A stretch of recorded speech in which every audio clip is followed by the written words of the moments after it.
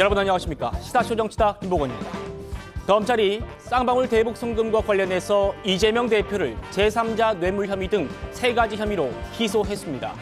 제1야당 대표가 재판 4개를 동시에 받는 사상 초유의 일이 발생하면서 이재명 대표의 사법 리스크가 현실화하고 있습니다. 기소의 의미와 파장 자세히 짚어드립니다. 국민의힘이 원톱의 권한을 몰아주는 단일 지도 체제를 유지하기로 했습니다. 제가 취재한 한동훈 전 위원장의 워딩까지 전해드리겠습니다. 1분 뒤에 돌아옵니다.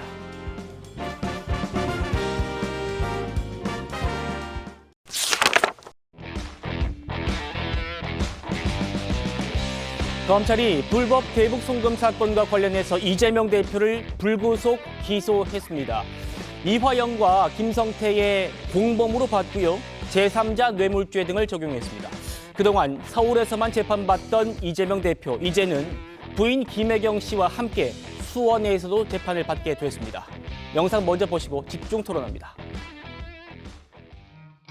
100페이지가량 되는 방대한 판결문을 현재 정밀하게 분석하고 있는 절차를 진행하고 있습니다. 진영과 정파 그리고 정당 이해관계를 떠나서 증거와 법리에 따라서만 수사하고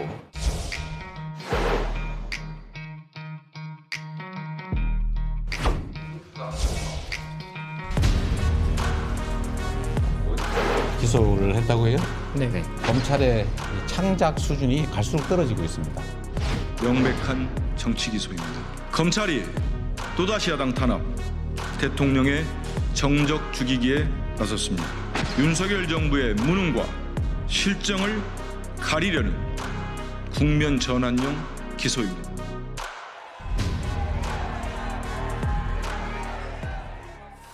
자, 중형이 선고된 이화영 씨의 1심 닷새 만에 검찰이 이재명 대표를 아주 빠르게 기소했습니다. 혐의는 지금 보시는 것처럼 제3자 뇌물, 외국환 거래법 위반, 남북교류협력법 위반, 저희가 예상했던 대로 이렇게 기소가 됐습니다.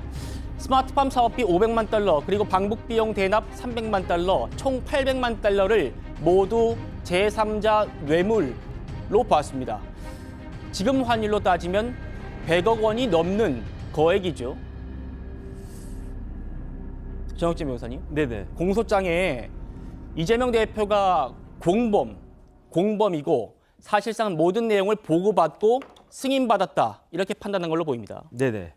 그 경기도 사무전결 처리 규칙이라고 있어요. 제가 찾아봤더니 주요 시책 사업, 특히 국제 교류나 국제 협력 사업은 모두 도지사의 결재 사항입니다. 예. 그런데 엊그저께 나왔던 그 이화영 부지사 판결에 따르면 800만 달러가 북한으로 갔고, 그 다음에 어떤 용도로 이 800만 불이라고 하는 조금 전에 앵커가 이야기한 것과 같은 100억이 넘는 그 어마어마한 돈이 어떻게 다른 데도 아니고 우리나라에서 소비된 것도 아니고 미국으로 간 것도 아니고 영국으로 간 것도 아니고 북한으로 갈 수가 있었는가. 예. 그거는 당시 경기도 지사였던 이재명 대표의 방북 비용이었다. 이런 결론 아니었겠습니까? 그렇다라고 하면 이화영 부지사가 기소된 건 당연한 거고, 거기에다가 그 당시 도지사였던 이재명 대표에 대해서도 기소가 된 건 불가피하다고 저는 생각을 하고요. 예. 그다음에 이렇게 빨리 기소가 된 건 다 좋다라고 저는 생각을 하는데, 그런데 저는 한 가지 묻고 싶은 게 100억을 받았다라고 100억 뇌물죄가 성립했다라고 하면서 그 피의자한테 구속영장을 청구하지 않은 케이스가 있었습니까? 네. 저는 이런 부분들은 사실 납득이 되지 않고요. 만약에 그런 것들과 관련해 가지고 어떤 그 이유가 있었다라고 하면 그 이원석의 검찰은 이런 부분들에 대해서 국민들한테 오히려 해명하는 것이 필요하지 않나, 저는 개인적으로 그렇게 생각하고 있습니다. 예. 검찰이 발빠르게 기소하니까 그동안 침묵했던 이재명 대표도 결국에는 반응을 보였습니다. 화면으로 확인하시죠. 네, 대표님, 검찰이 좀 전에 제3자 뇌물 혐의 등으로 기소를 했는데 이에 대한 입장 있으십니까? 기소를 했다고 해요? 네. 전에도 말씀드렸는데 검찰의 이 창작 수준이 갈수록 떨어지고 있습니다. 이 사건이 얼마나 엉터리인지는 우리 국민들께서 조금만 살펴봐도 쉽게 알 수 있습니다. 이럴 힘이 있으면 어려운 민생 챙기고 안보 경제 챙기시기 바랍니다. 오늘 쌍방울권 유튜브 공유하시면서 사건 조작 모해 위증이라고 좀 올리셨는데 이에 대해서도 한 말씀 부탁드리겠습니다. 이현종 의원님. 네. 이화영 씨의 그 1심 판결 이후에 이재명 대표가 육성으로 반응 보인 거 이번이 처음입니다. 역시나 검찰이 소설을 쓰고 있다 이런 반응이네요. 글쎄요, 뭐 검찰이 소설을 쓰고 있는지 안 쓰고 있는지는 판단은 결국 법원에서 하는 거 아니겠습니까? 예. 근데 창작 수준이 갈수록 떨어지고 있다라고 이야기를 했는데, 그런데 실질적인 결과는 아마 법원에서 이 창작에 대한 점수를 거의 100점 가까이 준 것 같습니다. 아. 왜냐하면 이화영 전 부지사에 대해서 15년 구형을 했는데 9년 6개월에 아주 중형을 선고했어요. 자, 그 이야기는 뭐냐면 검찰의 기소가 상당히 설득력 있다라는 이야기 아니겠습니까? 예. 자, 그렇다면 이 스토리라인이 허접하다고 이야기를 했는데, 그러나 검찰은 스토리라인이 굉장히 탄탄하다라고 지금 이야기를 한 것이고, 예. 또 관련자들의 증언이 굉장히 신빙성 있다 이렇게 판단한 거 아니겠습니까? 근데 우리 국민들이 조금만 봐도 살펴볼 수 있다고 하는데, 우리 국민들 이 재판부 20개월 동안 이 재판 진행했습니다. 꽤 오랫동안 재판을 진행했거든요. 네. 굉장히 꼼꼼히 본 것 같습니다.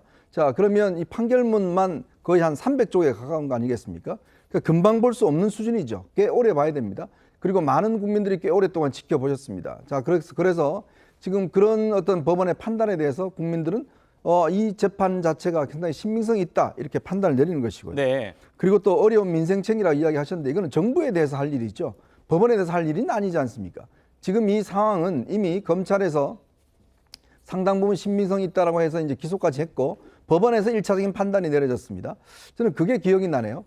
이화영 전 부지사 변호인이 지난번 보석 재판에서 이런 이야기를 한 적이 있습니다.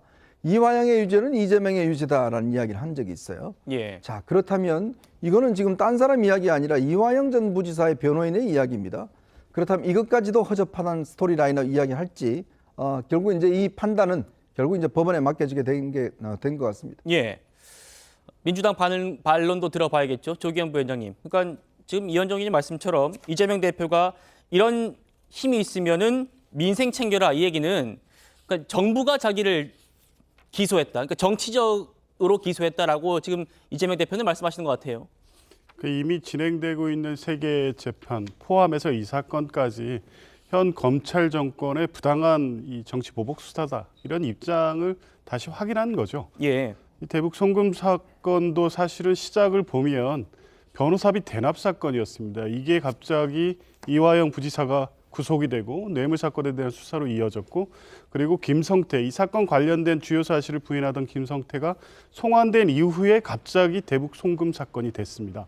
그리고 만들어져서 결국에 이번 판결까지 이르렀는데, 과정에서 진술 회유 압박 의혹이 제기됐고요. 이 부분에 대해서 이 선고기일을 앞두고 여러 가지 문제 제기가 있었고 검찰의 소명이 있었지만, 검찰이 명쾌하게 이 관련된 의혹에 대해서 해명했다고 보기 어렵습니다. 그리고 1심 재판부의 판단을 1차적으로 존중합니다만, 증거 채택에 있어서 분명히 이 김성태의 진술의 취지에 반하는 국정원 문서라든가 다른 증거들이 있었음에도 불구하고 이것은 이재명과 경기도를 위한 대납 사건이라는 프레임에 맞춰서 결론이 네. 맞춰진 게 아니냐라는 문제 제기를 할 수밖에 없는 것이고요. 그런 차원에서 보면 애초에 쌍방울의 주가 조작 의혹 사건이 이재명 지사를 위한 방북 대가 사업으로 바뀌었다. 그래서 여전히 이재명 대표 입장에서는 이 사건은 사건의 본질이 바뀐 이재명 대표를 죽이기 위한 창작 소설이다. 이런 입장을 주장하고 있는 것입니다. 이재명을 죽이기 위한 정권의 창작 소설이다. 이런 입장입니다. 이재명 대표는. 이화영 씨의 그 1심 판결문이 이틀 전에 오후 늦게 등록이 됐다고 하니까 검찰이 판결문을 분석해서 기소까지 하는데 이틀이 채 안 걸린 겁니다.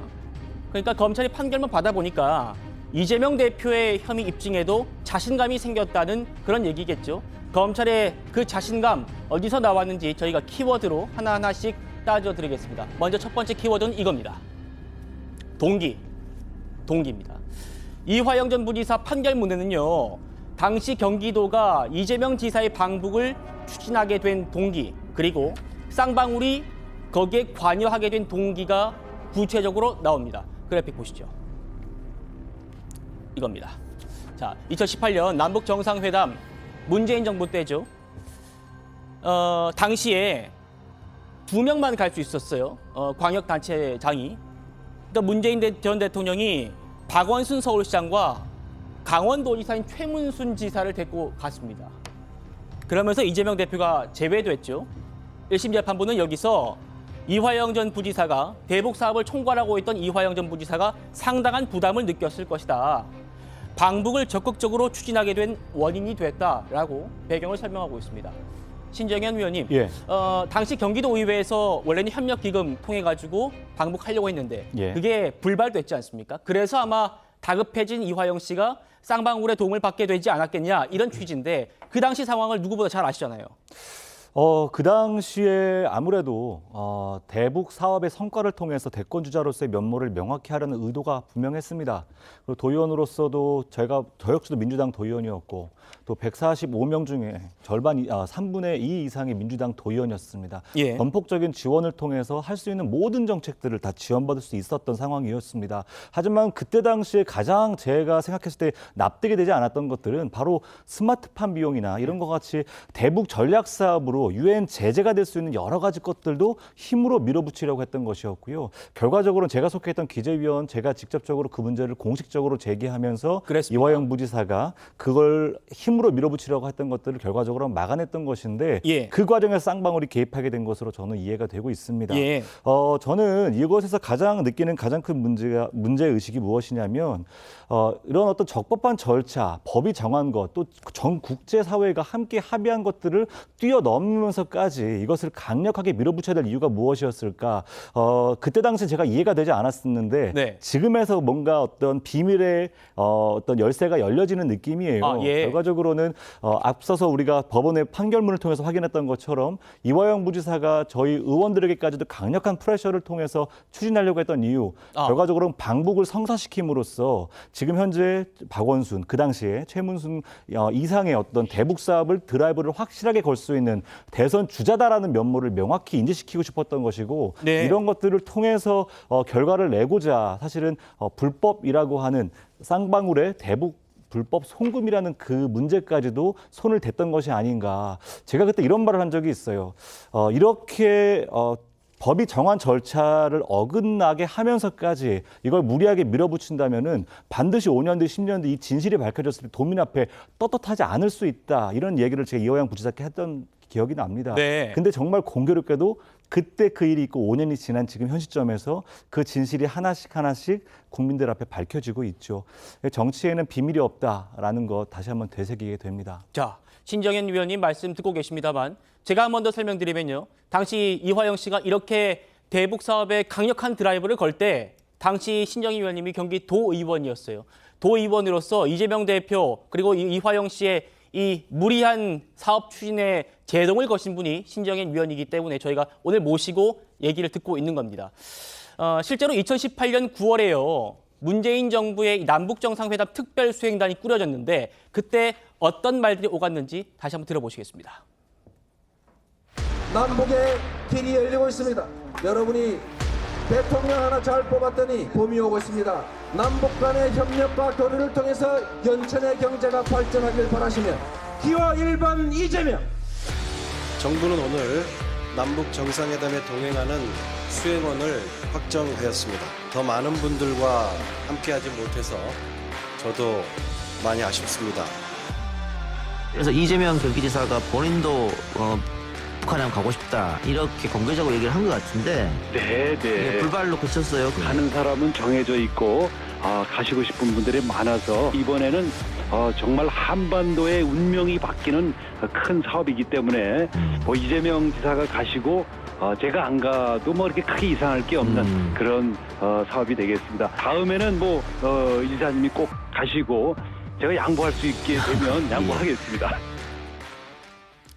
자, 들으신 것처럼 당시에 이재명 지사가 빠진 것에 대해서 말들이 많이 나왔었습니다. 북한 접경 지역, 북한을 접경하고 있는 광역단체는 강원도와 경기도죠.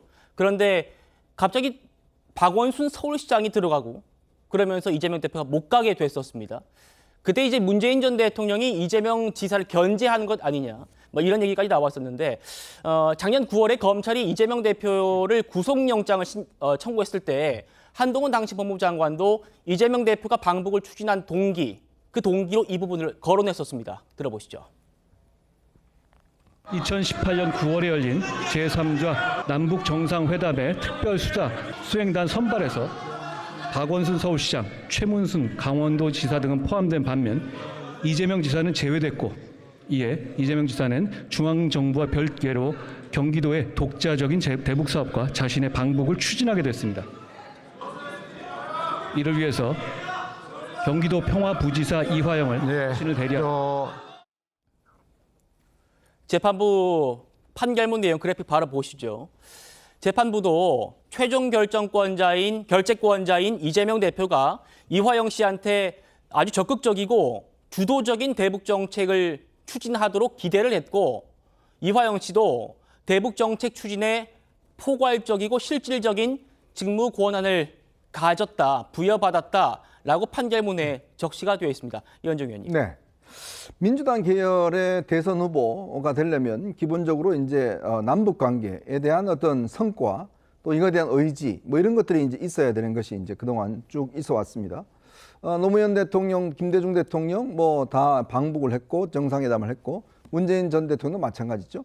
근데 이재명 대표의 가장 큰 약점은 뭐냐면 운동권의 뿌리가 없다는 거예요. 네. 그러니까 본인이 성남시장 할 때부터 시작해 쭉 이런 과정들을 보면 본인은 사실은 뭐 운동권하고는 별 인연이 없습니다. 자, 그래서 당시에 성남시장 할 때도 보면 당시에 이제 이 운동권 세력들하고 이제 손을 잡아서 그분들이 이제 성남시의 중요한 보직들을 했고, 또 경기도지사 할 때도 그렇습니다. 한총련 쪽 사람들하고도 많이 손을 잡았죠. 근데 이제 정작 이제 문재인 전 대통령 그때 방북할 때 2018년입니다만은 그때 이제 박원순 시장이 방북하면서 언론들은 뭐라고 이해했었나 하면 자기 대선주자는 박원순이다라는 이야기를 많이 썼어요. 그러니까 이제 이재명 대표 입장에서는 굉장히 마음이 급한 거죠. 뭔가 본인도 성과를 내야 되는 거 아니겠습니까? 자, 그래서 이제 지금 이화영 전 부지사를 영입을 합니다.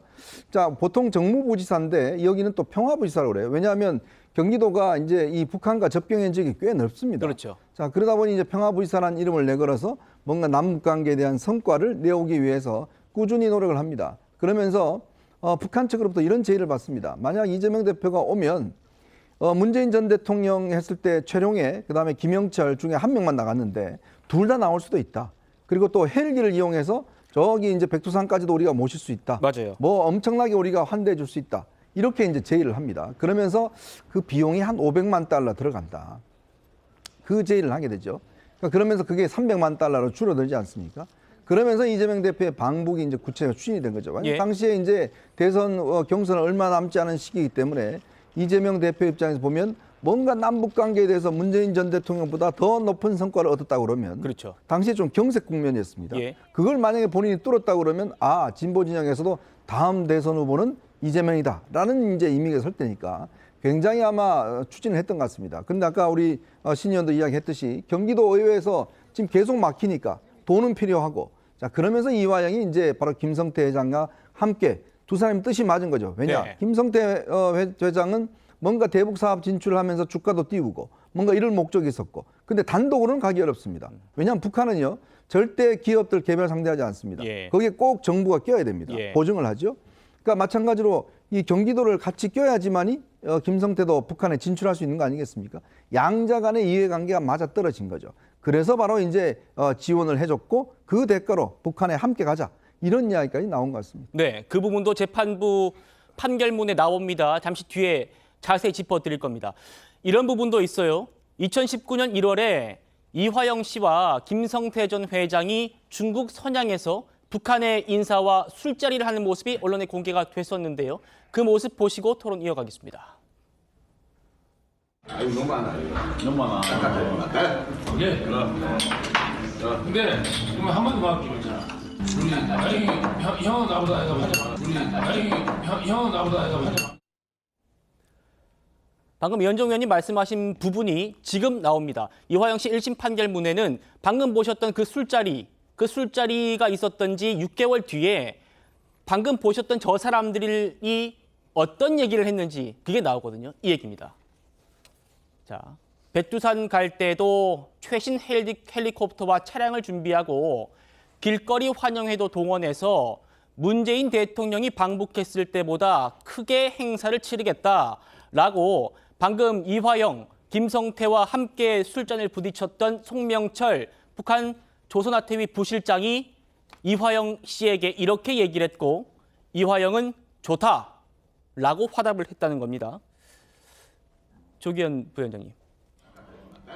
그러니까 그만큼 이화영 그리고 이재명 대표 당시 경기도가 문재인을 넘어서는 그런 방북 성과, 대북 성과를 만들기 위해서 부단히 노력했다는 점을 재판부도 인정한 겁니다.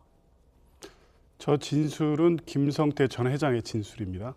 그 자리에 있었던 말을 전원 방식으로 진술한 거죠. 이화영 부지사의 진술은 확인되지 않고 있고 저 부분에 대한 진술은 없는 것으로 보입니다. 그러면 송명철은 북측 인사이기 때문에 송명철을 통해서 확인할 수는 없는 내용이고 네. 결국에 이 객관적으로 제3자인 안부수의 증언이 중요한 부분이 있습니다. 그런데 저 자리에서 그런 얘기가 나왔다는 것을 재판부가 인정했지만 2019년 1월 달 이 협약식 이후에 상황의 국정원 문건에서 이 협약식의 의미를 어떻게 보고 있었냐면 주가 조작을 위한 대북 사업의 협약 내용의 논의가 있었다. 네. 이런 부분을 국정원 문건에 기재되어 있다는 보도가 있습니다. 그럴 때 안부수가 저 끝자리에 참석한 분이 안부수 아태협력회장 아니겠습니까?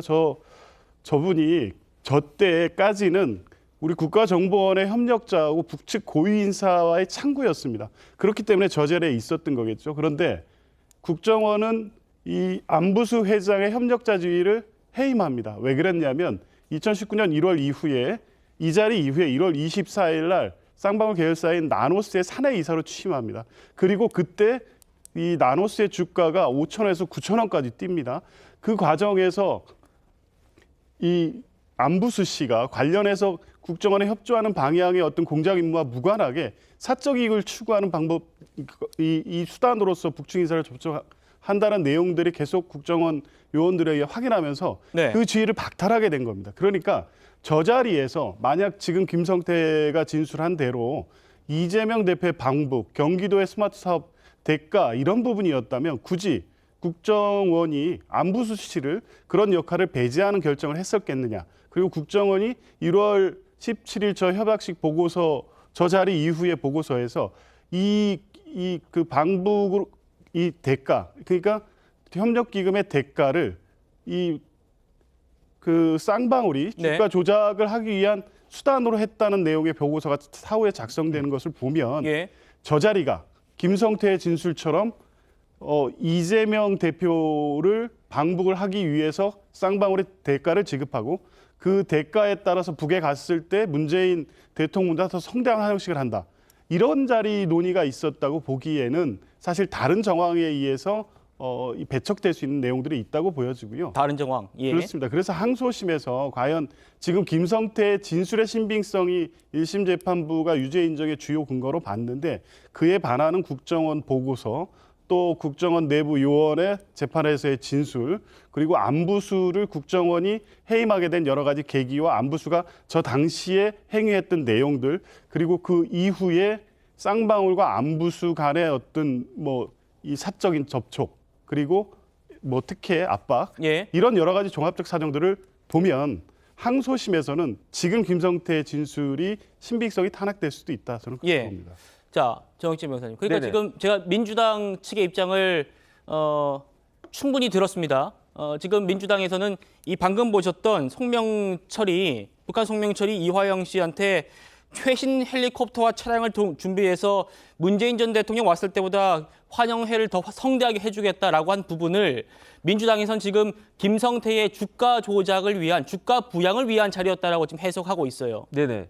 근데 저게 좀 그 사실관계를 좀 바로잡아야 되는 게 조금 전에 나왔던 저 사진 동영상은 언제냐면은 2019년 1월 17일이에요. 저 때는 언제냐면은 중국 선양에 캠핀스키라고 하는 호텔이 있는데 거기였거든요. 그때는 2019년 1월 17일에는 뭐가 문제가 됐었느냐? 스마트폰 비용이 문제가 됐던 거예요. 네. 그래서 2019년 1월에 김성태 회장이 200만 불 보내고 4월에 300만 불 보내지 않았습니까? 그런데 조금 전에 우리가 봤던 것처럼 뭐 헬기가 날아다니고 뭐가 날아다니고 이거는 언제 이야기한 거냐? 똑같은 송명철이 이야기한 건데 6개월 뒤에 한 겁니다. 2019년 7월에 어디서 이야기한 거냐? 마닐라에서 이야기한 거예요. 그 마닐라는 왜 갔었느냐? 제2차 아태 국제회의에 갔었는데 그 자리에 가가지고 7월에 가가지고 그때 김성태가 누구를 만나느냐? 송명철도 만나지만 리오남을 만나는 겁니다. 그다음에 리오남이 500만 불 요구한 거잖아요. 그 500만 불이 뭐였습니까? 스마트팜 비용과는 별도로 방북 비용이다. 그 김성태가 300만 불로 깎았잖아요. 그러고 나가지고 300만 불 주겠다라고 하니까 송영철이 입이 이만큼 찢어져가지고 야, 그 300만 불 가지고 헬기 띄워서 백두산도 가고 그다음에 누구야 뭐 김영철도 나오고 최용현도 나오고 그렇게 하겠다. 벤츠도 사겠다. 뭐 이런 식의 이야기했던 거 아니겠습니까? 네. 조금 전에 조 변호사님 말씀하신 게 맞아요. 그 김성태가 800만 불이라고 하는 100억이라고 하는 거금을 보냈을 때에는 그냥 이재명 대표를 위해서 모든 것들을 아무런 대가 없이 그거 보낸 것이겠습니까? 아닙니다. 만약에 만에 하나 100억이라고 하는 거금을 김성태 회장이 단순히 이재명 지지자이기 때문에 이재명 대표만을 위해서 증여한다는 형식으로 해가지고 보냈다라고 하면 이재명 대표는 무죄입니다. 왜냐하면 이거는 어떤 뇌물죄냐? 제3자 뇌물죄예요. 제3자 뇌물죄는 다른 뇌물죄와 달리 부정한 청탁이 있어야 되는 겁니다. 그러니까 김성태 같은 사람의 부정한 청탁이 있어야지 성립되는 범죄인데 그런데 지금 말씀하신 것처럼 김성태에게는 부정한 청탁이 있었던 거예요. 어떤 부정한 청탁이 있었겠습니까? 쌍방울 주가 올리고 해가지고 나도 한번 부자가 돼보자. 그런데 주는 무엇이냐? 이게 그 처음부터 그 김성태 회장이 뭐 그 스마트팜 비용 처음부터 내가 내겠다라고 이야기했습니까? 쌍방울하고 스마트팜하고는 아무런 관계가 없지 않습니까? 김성태가 무슨 뭘 잘났다고 그 이재명 대표 그 북한 가는데 방북 비용 되겠다고 그랬겠습니까? 그러니까 결국은 이재명 대표를 위해서 800만 불을 부담한 다음에 그 다음에 이재명 대표를 통해서 나도 한몫 잡겠다. 이게 부정한 청탁이고요. 그렇기 때문에 이런 것이야말로 이른바 전형적인 제3자 뇌물죄 구조가 되는 것이다. 그렇기 때문에 검찰이 기소한 것이다. 전 그렇게 정리가 됩니다. 같은 장면, 같은 배경을 두고 이렇게 다른 해석을 하고 계십니다. 이화영 전 부지사는 과거 2018년에 이재명 당시 지사의 구체적인 방북 플랜에 대해서 이렇게 언급한 적도 있습니다. 들어보시죠. 이재명 교지사가 육로로 평양을 방문하고 싶다고 그랬더니 이종혁 원장께서 그렇게 되려면 시간이 많이 걸리지 않겠느냐, 다른 경로로 좀 더 일찍 오는 게 좋지 않겠느냐 이런 여담을 하실 정도로 적극적으로 방북 초청 의사를 밝혔고 평양을 방북할 그럴 날이 머지않아 오지 않을까. 예, 이렇게 이재명 대표, 이재명 당시 지사의 경기도 팀이 아주 방북에 대해서 아주 성과를 내기 위해서 이렇게 고군분투했었다는 점을 우리는 확인할 수 있습니다. 판결문에서 이재명 대표의 이름이 100번 넘게 언급됐다는 점도 좀 의미가 있어 보이는데요. 민주당에서는 이렇게 해명했습니다. 그것도 들어보시죠.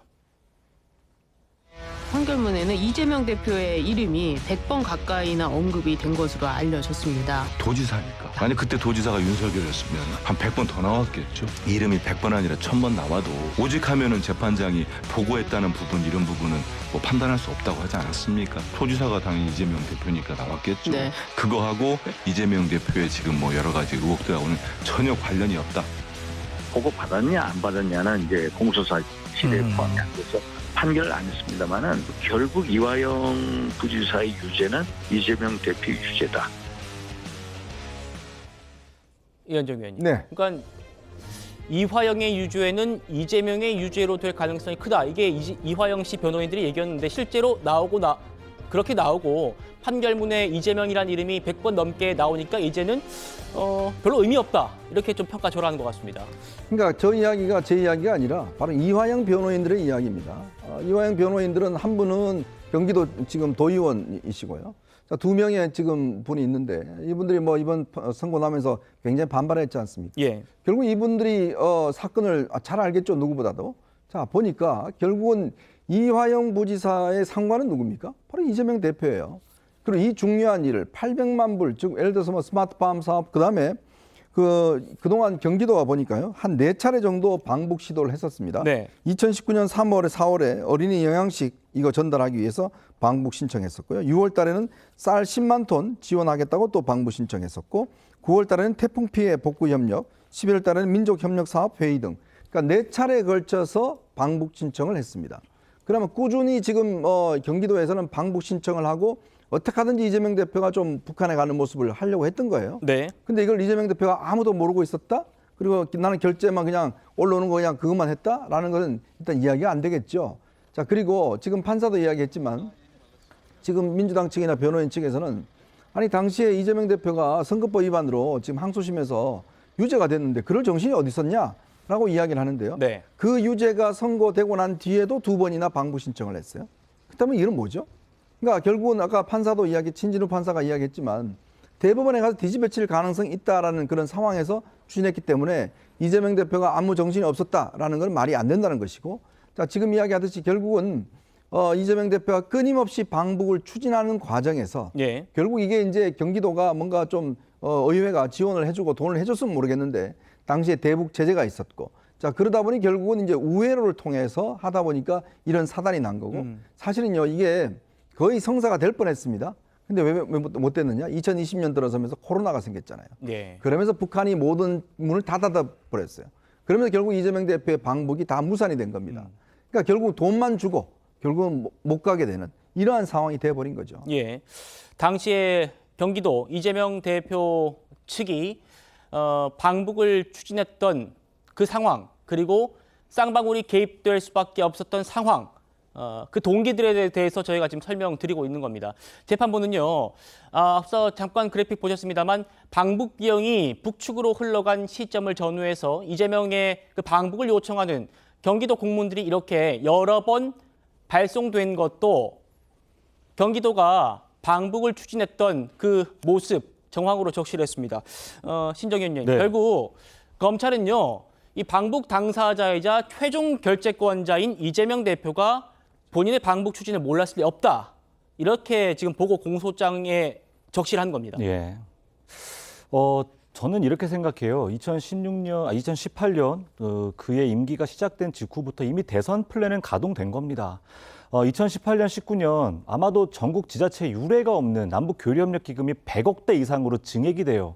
이거를 아까 말했던 142명 중에 135명이 민주당이었기 때문에 그 엄청난 남북 교류협력 기금을 증액하는 데 있어서 조금 더 어려움 없이 다 통과가 되어버렸습니다. 네. 자, 그 돈으로 무엇을 하려고 했던가? 그게 앞서서 이현종 의원님 말씀하신 것처럼 4차례, 5차례 대북 사업을 해요. 아주 중요한 사업이 저는 매우 찬성했고 북한에 묘목 보내는 거, 쌀 보내는 거 아주 중요한 사업들이었습니다. 그걸 저는 문제 삼고 싶지 않아요. 하지만 그 과정에서 본인이 결과적으로는 방북을 함으로써 어떤 정치적 성과를 얻어내고 그 정치적 성과의 결과물로서 대선 후보자로서의 확실한 어떤 리더십을 가져가겠다라는 의도가 깔려있기 때문에 이건 불순했다라고 보는 것입니다. 심지어 여기에서 이재명 대표가 몰랐다라고 말하는 지점은 당시 도의원이었던 제 입장에서는 너무 좀 가증스럽습니다. 왜냐하면 이렇습니다. 예. 100억이 넘는 돈을 도의회에 요청을 했을 때에는요. 이러한 대북 사업에 대해서 내가 확실하게 알고 드라이브를 걸겠다라는 입장을 저희에게 수차례 말을 했던 게 이재명 당시 지사였습니다. 그렇군요. 근데 이제서야 법망에 조여들기 시작하니까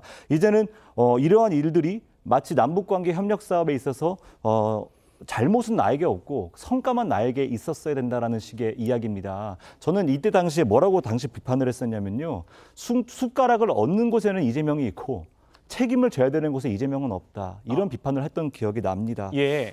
당시에 막힌 남북관계를 풀어야 된다라는 중요한 사명 동의했기 때문에 교류협력 기금 저희가 증액해드렸지만 이것이 본인의 대선 레이스의 중요한 어떤 성과물로 가져가기 위해서 법을 어겨가면서까지 해야 된다라는 의도는 절대 아니었다라는 것을 꼭 말씀드리고 싶습니다. 나는 몰랐다는 이재명 당시 지사의 얘기는 당시 경기도의원이었던 내 입장에서는 가증스럽다라는 그런 신정현 위원님의 말씀을 들을 수 있었습니다. 방금 보셨던 그 그래픽 다시 한번 보시죠. 북한의 이재명 대표의 공문이 몇 번이나 갔었는지. 이겁니다. 네. 그러니까 지금 북한에 스마트팜 500만 달러, 방북 비용 300만 달러, 총 800만 달러가 2019년 1월부터 2020년 1월 사이에 800만 달러가 총 전해지는 그 사이에 4번이나 북한의 공문이 가요. 이때 공문은 이재명 당시 경기도지사의 직인이 찍혀 있습니다. 이렇게요. 네. 이재명 지사의 직인이 찍혀 있는 공문이 이재명을 초청해달라는 공문으로 북한에 전달된 건데 여기에 대해서 이재명 대표 측의 박균택 변호인, 지금은 이제 국회의원이 되셨죠. 여기에 대해서 이렇게 비유를 했었습니다. 들어보시겠습니다. 제 운전면허증에 경찰청장 직인이 찍혀 있죠. 그 경찰청장이 그걸 나한테 발급해 준 겁니까? 나한테 운전면허 발급해 준 사실 아나요? 관인이 찍혔다고 해서 도지사가 결재했다는 의미는 아니거든요. 그걸 다 알면서 저렇게 왜곡하면 안 되는 거겠죠. 조규현 위원장님께 반론 기회 드리겠습니다. 그러니까 결국 이렇게 돈이 북한으로 가는 그 사이사이에 이재명 지사의 직인이 찍힌 공문이 오가는데 어떻게 이재명 대표 모를 수 있냐? 이게 이제 검찰 얘기입니다. 글쎄 모르겠습니다. 판결문에 이화영 당시 부지사가 17번 관련된 보고를 했다는 부분이 인정됐다고 하니 네. 이 관련된 내용이 북에 보낸 초청 요청 공문의 내용인지 어떤지는 모르겠지만 사실 이게 부지사 전결 사항일 수도 있고요. 근데 박균택 그 의원이 얘기한 비유는 사실은 적절치는 않은 것으로 보입니다.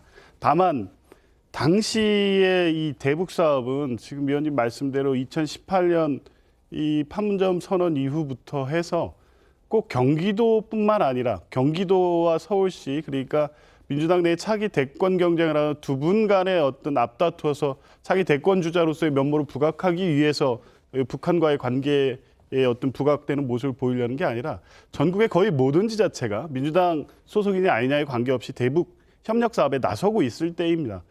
그 따라서 그때 진행됐던 대북 협력사의 전반적인 내용들을 지금 문제가 되고 있는 대북 송금 사업과 바로 연결시킬 수는 없다는 것이고요. 이 북한에 대한 초청 공문도 이게 글쎄 모르겠습니다. 이 4번의 공문이 사실이라고 하고 이재명 대표의 보고 여부에 대해서는 이제 뭐 변론으로 하더라도 아까 본 대로 2019년 1월과 2019년 7월에 김성태 회장이라든가 송명철, 뭐 안부수 등이 만나는 같은 자리에서 저 친밀도를 보면 송명철에 대해서 말을 놓고 얘기를 합니다. 그때 1월 당시만 해도 특히 안부수 같은 경우에는 국정원의 공식적인 협력자로서 북한 최고 지층과 접촉하고 있던 자입니다. 네. 물론 그 1월 17일 이후, 1월 24일 이후에 그 해임을 당하긴 하지만 적어도 1월 17일 송명철과 김성태 등등 관련자들의 어떤 거의 관계를 보면 굳이 이렇게 공식적인 공문을 4번이나 보내서 북의 방북 요청을 받아야 되느냐. 사실 이런 식의 돈이 갔다고 하면 공식적인 공문을 통해서 할 얘기가 아닐 뿐더러 저런 다른 자리를 통해서 실제 북한 내부에서 이재명 대표의 방북 관련 내용이 어떻게 검토되고 있는지 확인하는 것으로 충분할 텐데 이 문서로서 남는 내용을 통해서 이런저런 불법적인 거래 증거를 남겼겠느냐 이런 의심도 해볼 수 있는 거죠. 그러니까 공문이 있다고 해서 한편의 뒤편으로는 방북의 대가를 쌍방울이 지급하고 있고 그걸 실현시키기 위한 공식적인 공문이 4번 갔으니 돈이 갔으니까 방북을 위한 시도를 했다. 이렇게 바로 연결시키기에는 다소 무리가 있었다고 보이고요. 잠깐만요. 제가 말씀 중에 그러면 저 지금 경기도의 공문이 쓸모없는 증거를 남겼다라고 말씀하셔가지고요. 이게 그럼 쌍방울이 추진하는 게 사실 비선이고 경기도에서 북한에 보내는 게 저게 원래 공문 아니겠습니까?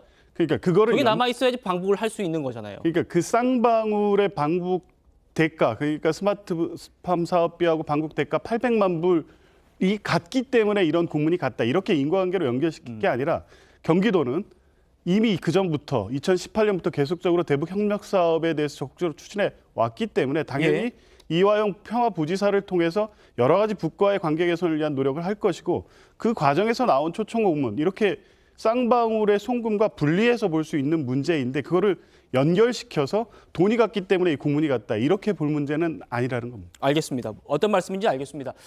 그런데 어쨌든 이재명 당시 경기도지사의 직인이 찍혀있는, 관인이 찍혀있는 거를 부지사였던 이화영의 전결이다. 그리고 수천만 명이 발급하는 경찰청장의 직인과 똑같지 않느냐라는 해명은 국민들이 어떻게 생각할지 모르겠습니다. 자, 이화영의 판결문에 이재명의 혐의가 보인다.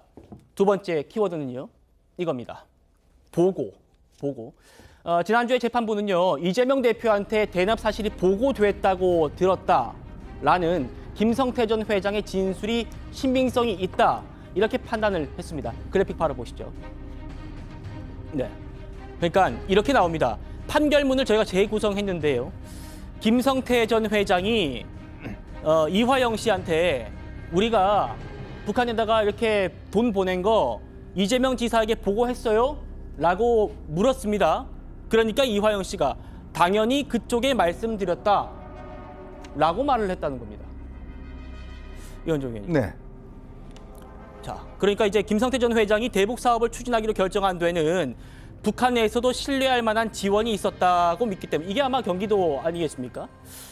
그렇죠. 그러니까 북한은요, 하나의 원칙이 있습니다. 뭐냐면 북한은 일단 개별 기업하고 이게 어떤 거래를 그렇게 하지 않아요. 그 뭐냐면 일단 기본적인 신뢰 관계가 있기 때문에 북한은 그래서 꼭 정부가 뭔가 보증을 한다든지 해야 됩니다. 옛날에 현대아산도 마찬가지지만 정부 차원에서 이제 이루어지면서 뭔가 이제 기업들이 끼어 들어가는 거거든요.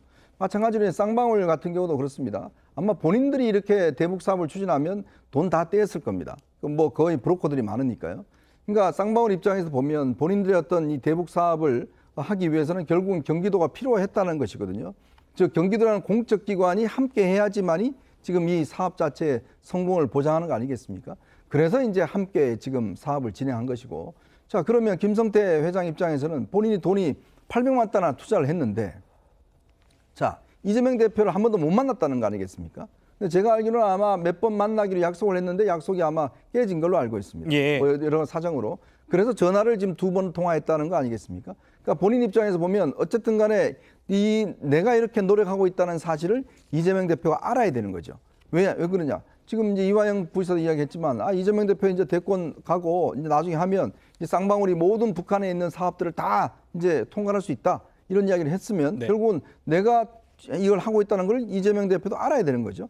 그래서 바로 이제 아까 우리가 이야기했던 2019년 1월 달 저 술자리에서 바로 이제 술자리에서 이제 전화 통화를 이화영 부지사 하면서 네. 당시에 이재명 대표가 통화를 했다는 거 아니겠습니까? 그 이후에 또 7월 달에 70만 불을 줄 때 통화를 하면서 이번에 가실 때 저하고 같이 가시죠, 뭐 이렇게도 이야기를 했다는 거죠. 그러니까 두 차례에서 이거에 대해서 이제 재판부가 인정을 한 겁니다. 근데 이재명 대표는 당시에 본인이 재판을 받고 있었기 때문에 전화를 받을 수 없었다라고 이야기를 하는데, 근데 그 재판이 이제 끝나고 또 중국하고는 시차가 있습니다. 네. 자, 그러니까 충분히 할 수 있는 상황이 됐은 거죠. 이제 그런 어떤 상황이 되다 보니 결국 이제 김성태 회장 입장에서는 이화영 부지사를 통해서 결국 이재명 대표의 어떤 이 인지 사실 이런 것들을 확인했다, 이런 것들을 아마 재판장이 증언을 했고 재판부는 이걸 아마 인정을 한 것 같습니다. 그렇군요. 과거에 이화영 전 부지사는요, 이렇게 얘기했습니다. 이재명 지사가 잘 되면, 그러니까 대통령이 되면이겠죠, 쌍방울을 생각해 주지 않겠느냐라고 김성태 전 회장에게 얘기를 했고, 대납 사실을 보고했고 알고 계신다라면서 김성태 전 회장을 대북 사업에 끌어들이는데 설득했다라는 거예요. 신정현 위원님. 네. 이게 지금 판결문에 나온 내용을 저희가 재구성해서 말씀드리는 거예요. 네. 그러니까 김성태 전 회장이 이런 이화영의 제안을 받고 앞으로 이재명이 대통령이 되면 혹시나 전폭적인 지원이 있을 것 아니냐. 그래서 이제 보증을 받고, 보증이라는 건 이재명이 알고 있다는 거겠죠. 예. 그거를 이제 기대하고 대북 송금에 가담했다라는 게 판결문에 나와 있거든요. 예. 그 영상 말미에 보면은 김성태 전 회장이 이렇게 표현을 해요. 통일 대통령 그러면서 건배를 제안하는 장면이 나오거든요. 아마도 그 시기서부터 앞서 제가 처음 전제로 했던 대선 플랜이 이미 가동되었다라는 것에서 김성태 전 회장 역시 이미 800만 달러를 북한에 보내는 모든 과정에서 대통령이 될 가능성이 가장 높은 사람이 이재명이다라는 거에 베팅을 한 거라고 저는 생각하고요. 네. 여기에 어쨌든 800만 불이 결코 작은 돈이 아님에도 불구하고 이 돈을 과감하게 북한에 보낼 수 있었던 여러 가지 이유는 뭐 물론 주가 조작을 통해서 그 수익을 통해 800만 불 일부를 뭐 상쇄할 수 있었다라고 느낄 수 있겠지만 통일의 과정 그 국면에서 대북 자원 사업 같은 걸 통해서 엄청난 수익을 낼 수 있을 거라는 스스로의 어떤 사업적 판단도 여기에 같이 겸해졌을 거라고 생각합니다. 그런 모든 상상력에 근거는요. 대통령이 될 수 있는 사람으로서의 이재명을 바라봤기 때문에 김성태 회장은 이 모든 결단을 할 수 있었다라고 저는 생각을 하거든요. 예. 저는 지금 이 문제를 바라볼 때 국민들께서 김성태랑 이재명이 아는 사이야 아니야, 둘이 소통했어 안 했어, 이렇게 직접적인 소통의 관계만 우리가 자꾸 들여다보고 있는데 이거는 이 전반적인 흐름 속에서 저는 바라봐야지 알 수 있는 대목이라고 생각해요. 앞서서도 여러 패널들께서 말씀하셨지만 이 800만 달러를 그냥 내어줄 리가 없고 그 약속을 이화영 전 부지사가 김성태 전 회장에게 약속할 이유가 전혀 없는 겁니다. 무슨 말이냐면은 이재명 지사로부터 확실한 나의 어떤 정권을 너에게 주겠다라는 이거에 대한 확신이 없었다면 이화영 전 부지사가 그 약속을 김성태 전 회장에게 할 수 있었을까요? 어불성설, 사업가는 그렇게 움직이지 않습니다. 네. 거기에 대한 확신이 있었기 때문에 이 모든 커넥션들은 작동한 것이거든요. 그런 단순히 전화 통화했어 안 했어, 2차례 했다는데 맞아 아니야, 이거는 되게 미미한 사안이라고 저는 생각을 하고요. 본질, 이 사업을 성공시켜야 되는 본질, 이거는 제가 처음부터 계속 강조하죠. 대선 플랜, 대통령 되어야만 하는 이러한 전제 속에서 가능한 시나리오다, 이렇게 말씀드리고 싶습니다. 예, 그러니까 김성태 전 회장 입장에서는 이화영으로부터 확실한 보장을 받지 않았다면 움직일 수 없었을 것이다, 이 말씀입니다. 결국 이재명 대표가 알고 있었다라는 이화영의 그 말을 김성태가 믿었기 때문에 경기도를 대신해서 800만 달러를 줬다, 이렇게 논리가 되는 거죠. 지금 저희가 보고라는 키워드를 보고 있습니다. 그러니까 보고, 그러니까 이화영이 이재명 대표에게 보고했는지, 이게 지금 앞으로 이재명 대표 재판에서 굉장히 중요한 부분인데요. 검찰은 이화영 씨가 이재명 대표한테 총 17번은 최소 보고를 했다. 대북 사업의 경과를. 그러니까 돈을 줬다는 걸 보고했다는 건 아니고요. 대북 사업에 대해서 포괄적으로 말하면서 총 17차례 보고했다고 이렇게 적시를 했습니다. 하지만 이재명 대표 측은 보시는 것처럼 이화영이 나 몰래 한 거다, 직인도 몰래 전결 처리한 거고 나는 모른다, 이렇게 얘기하고 있습니다. 정의진 변호사님. 글쎄요. 그런데 전 어떤 생각이 드냐면 지금 민주당에서 벌어지고 있는 온갖 일들 가운데 이재명 대표가 모르는 일이 있을까요? 저는 거기에 대해서 굉장히 회의적이고요. 그다음에 이재명 대표 스스로가 뭐라고 이야기했냐면 성남시장 할 때 그때 성남시에서는 100만 원짜리 예산도 내가 다 챙긴다, 보도블록 하나도 내가 다 챙긴다, 그렇게까지 꼼꼼한 사람 아니겠습니까? 그다음에 제가 모두에 말씀드렸지만 경기도에 규칙이 있잖아요. 저런 사항들은 어떻게 해야 된다? 경기도 지사가 결재할 사항이지 부지사가 전결할 사항이 아니다, 그런 이야기 있지 않습니까? 그다음에 다른 걸 다 떠나가지고 김성태 회장이 2019년 1월 그다음에 7월에 그 이재명 당시 경기도지사와 통화했다라고 이야기했고 이것이 법원에 의해서 받아들여진 것이 아닌가. 제가 이제 판결문 갖다 봤더니 그 이화영 부지사에게 김성태 회장이 2018년 7월부터 2022년 7월까지 4년 동안에 얼마를 줬느냐? 뇌물로 한 1억 정도 주고요. 정치 자금으로 한 2억 5천 정도, 2억 2,500 정도 줘가지고 합계 3억 2,500만 원을 줬더라고요. 그러니까 이화영 형님한테 김성태 회장이 1년에 한 8천만 원 정도는 줄 수 있는데 그런데 2019년에 얼마가 나갔습니까? 100억이 나갔어요. 그러니까 보통 때 그냥 그 이화영 부지사 같은 사람한테 한 8천에서 1억 정도는 줄 수 있는데 그거에 100배가 되는 큰 돈이 나가지 않았습니까? 그다음에 그 돈이 그냥 단순히 이화영 부지사 쓰라고 그냥 그렇게 준 돈입니까? 아니잖아요. 그 돈이 북한에 가는 거잖아요. 그런데 그 경기도의 부지사를 믿고 그 김성태 회장이 저렇게 큰 돈을 집행할 수가 있었는가? 저는 그거 불가능하다고 생각을 하고요. 아무리 형님이라고 하더라도 권한이 없는 사람을 위해서 저렇게 돈을 갖다 크게 썼다? 저는 그게 말이 안 되고, 그다음 무엇보다도 이화영 부지사가 작년 6월에 실토하지 않았습니까? 물론 그 다음에 이제 다시 주워 담으려고 이야기는 했지만 그때 이화영 부지사가 검찰에서 뭐라고 이야기했느냐?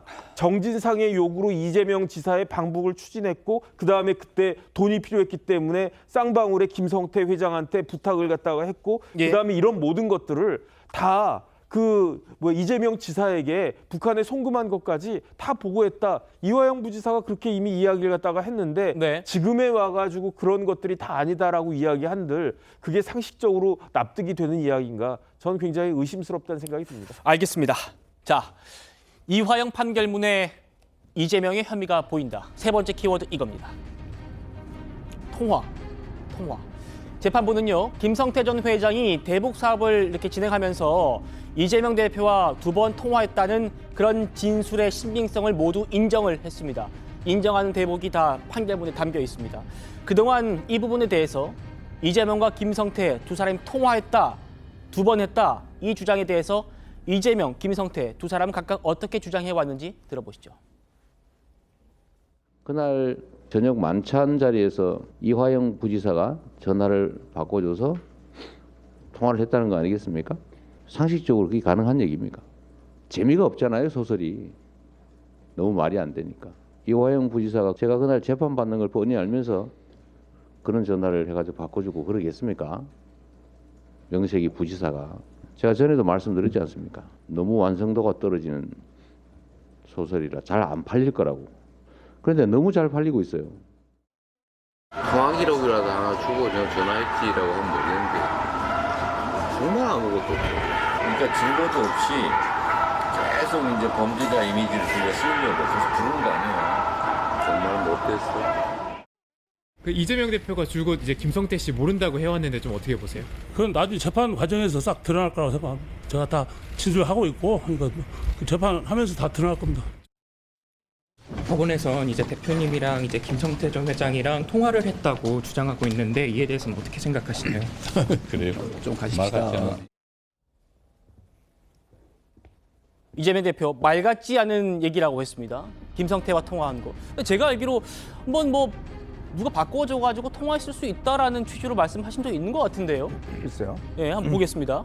자, 재판부 이재명, 김성태 두 사람의 통화를 인정했다. 2019년 1월 스마트팜 관련해서 두 사람이 통화할 때 김성태 전 회장이 이재명 대표한테 앞으로 열심히 하겠습니다 라고 했다는 거예요. 그리고 6개월 뒤 방북 비용과 관련해서는 북한 사람들과 행사 잘 치르겠습니다.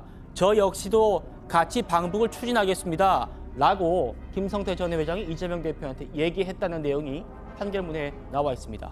자, 재판부가 뭐라고 했냐면요.